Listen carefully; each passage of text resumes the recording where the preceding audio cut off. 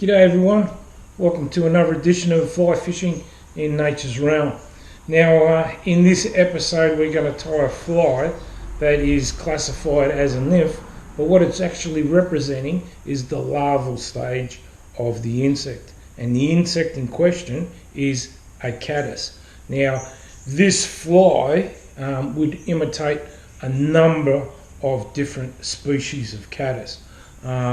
The green coloration in this fly that we incorporate, I firmly believe that it may be a good representation of the caddis we talked about in the last episode in regards to the golden caddis. Now this fly hasn't got a name.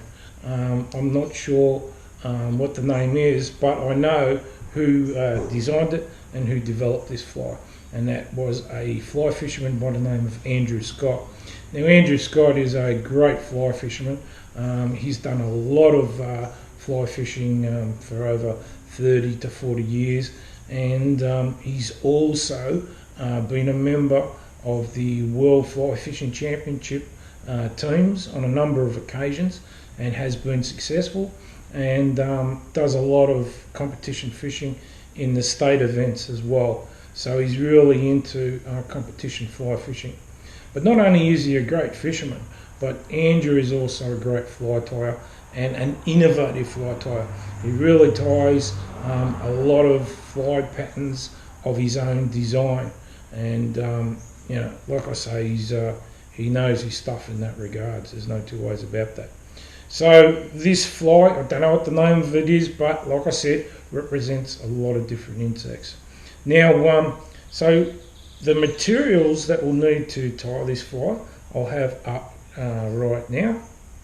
And as you can see, you can pause the video with that, and then write down all the materials that you'll need, and then you're in business. All right, so we first start off with a caddis hook. All right, now this caddis hook I'm using is a mustard. No, it's not. That's the wrong one. It's a Camazan. All right, and it is a trout, shrimp, or buzzer. All right, but I've used it, and it's in a size 10. But I use this for caddis nymphs that I do tie, and I feel the shape of the hook is perfect for imitating caddis larva that we fish within a lot of our rivers and streams. And that's another thing, guys. This fly works in the Goulburn River, the Rubicon River, and all the other feeder streams that run into the Goulburn River, and a lot of other streams within the northeast of Victoria. So it's a great pattern to have and give it a go within our rivers and streams. Haven't tried it on lakes, which is quite interesting, but no doubt I feel it would work a treat there as well. So the first thing we need to do in tying this fly is we take a copper bead weight at the front. All right, so these ones are the Cyclops beads, copper, and the size is 5/32. All right, 5/32. That's the size. So it's a small one, and these beads have a small hole on one side and a larger hole on the other side, which you guys probably already know about with tying with our beads and that. So we want the smaller hole side up against the eye. Now I've already put and thread that copper eye onto the hook. So now the next step is to take our 6/0 fly tying thread, and we now tie that just next to the bead there, and then we wrap it around.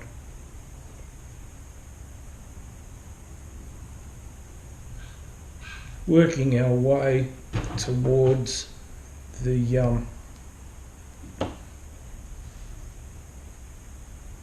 bend of the hook, and we want to stop probably around, when we're in line with the barb of the hook, would be probably a good spot to stop there. Okay, now we need to tie in the actual tail, but it's not the actual tail of the caddis. This section is actually representing the head of the caddis, all right, at the back end, all right. So the material that we use is for this tail section, if you want to call it a tail section, is called float feeders, all right. Now, it's the reason why we're using it isn't because it's a floating material. We're using it because it's a long shank, and we need it so that when we create the back end, it works out for us perfectly. So what we do then is we get a lighter with this strand, okay, and then we burn one end of the actual material. And we do it slowly, and be careful when you do this. This won't burn and run up, but you've got to sort of like come back and forward when you do it. So we go each time, and we make that melt into a bead at the back there. All right.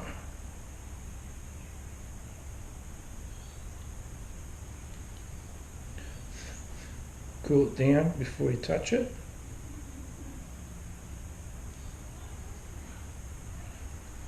And then you'll feel that bit at the end there.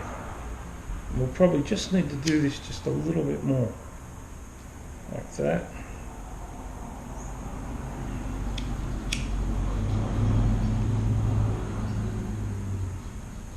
Until we can feel that malted, or that melted bit at the end there.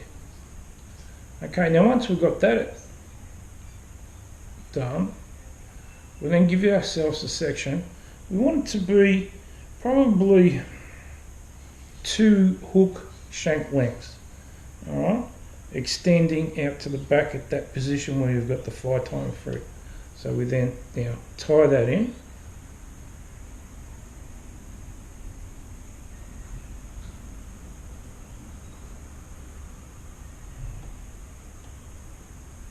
Come back a little. You need to judge this, guys.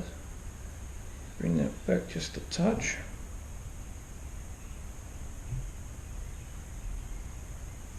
And then tie it in.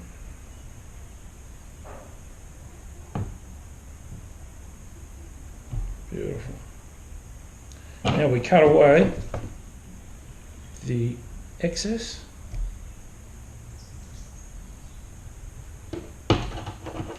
It's a simple fly to tie, guys, it really is. Now we need to incorporate the body material. Now, Andrew, who developed this fly, has always said the best material for this fly is what's known as scintilla. All right, now, I don't know whether they make scintilla anymore. They possibly could, but I'm not sure. And the material you want is an orange black, number 24. All right.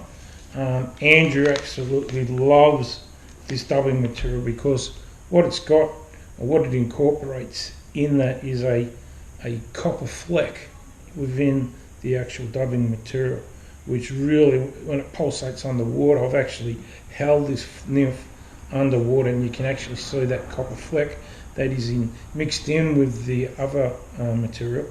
It stands out like you wouldn't believe. It's fantastic. So that's what Andrew recommends, and yeah, that's probably another reason why it works so well.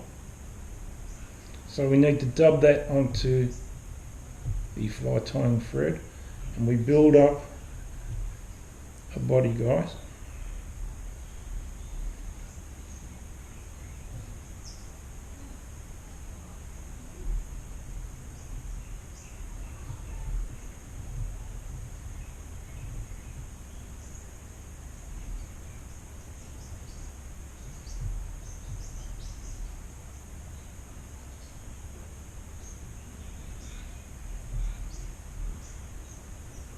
And as with your normal nymphs, we have a very small diameter at the back of the fly, and we build it up into a larger diameter as we go towards the bead on the hook there.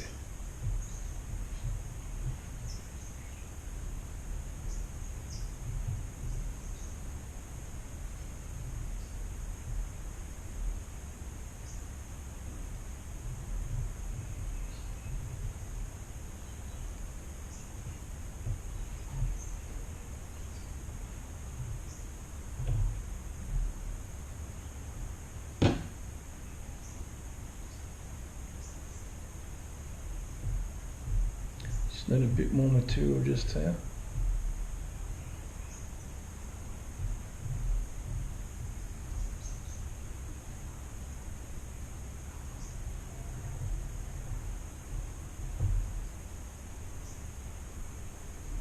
It's probably a little bit too much there, so if there's too much, take it away.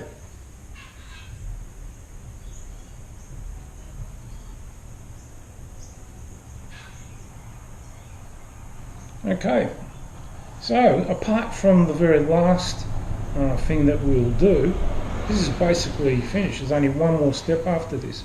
So what we do is we whip finish at this point here where the actual tie flying thread is. We don't tie, or we couldn't tie off at where the eye of the hook is.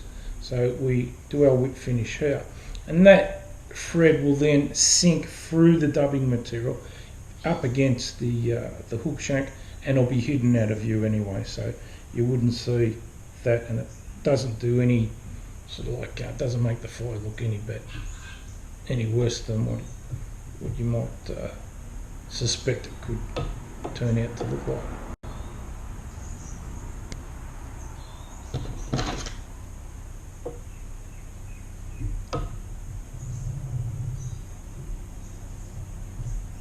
So tighten on that,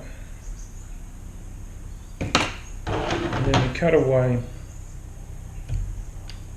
the thread there, and then with our dubbing needle we just prick those fibres out just around where we finished.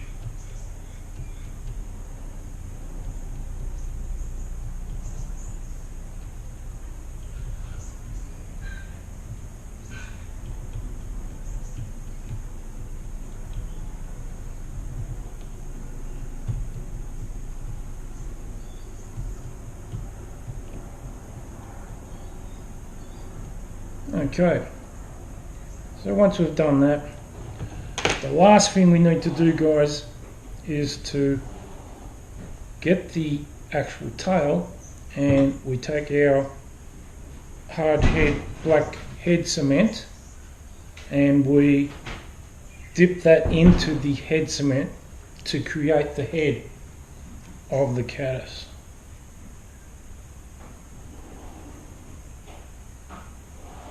Or we use the brush that we've got with it. So we take the fly out of the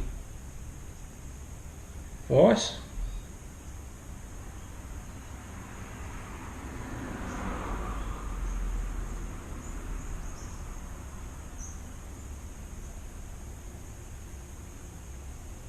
and we get the head cement and we dab it at the end.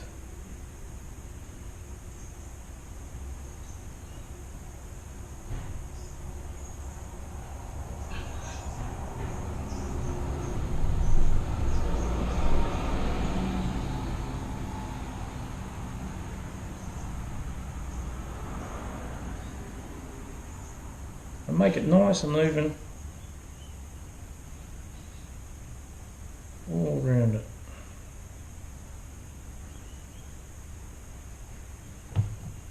And we want it to look like a little ball or a little grub head of the actual caddis.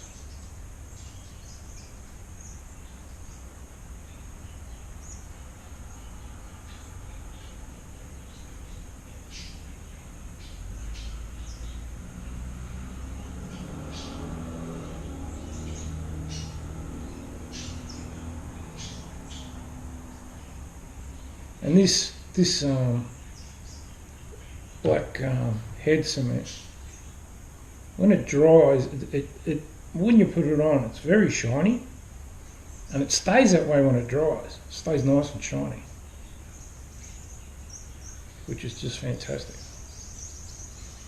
Right, so that's all you want there, is just that hard head cement at the back of the fly there.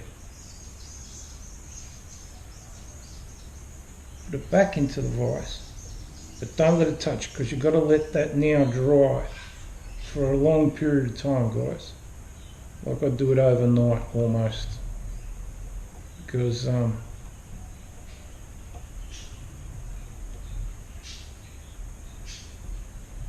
We close that up.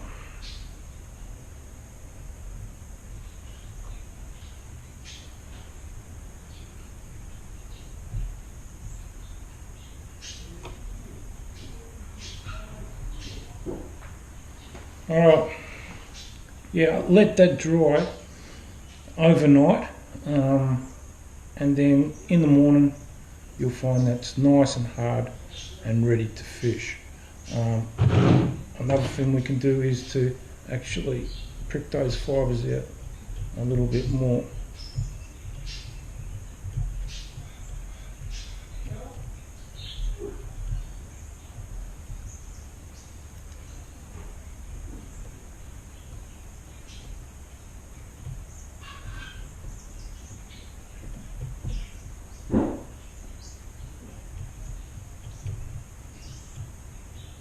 And that's until underwater really pulsate, brings the fly alive. And you know, this works so well, it's not funny, it's incredible. And the green within the fly also produces a really good effect there. I've got another fly here where it's dry, so let's put that in the vise and we'll show you that.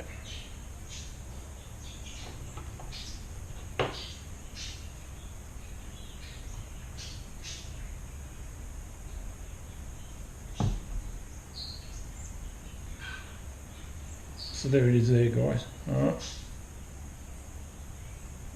Yeah, like I say, I don't know the name of this fly. I guess you could call it the golden larvae, or I don't know. But guys, does this fish well. It's incredible. The technique of check nymphing, this fly works well with that fishing technique.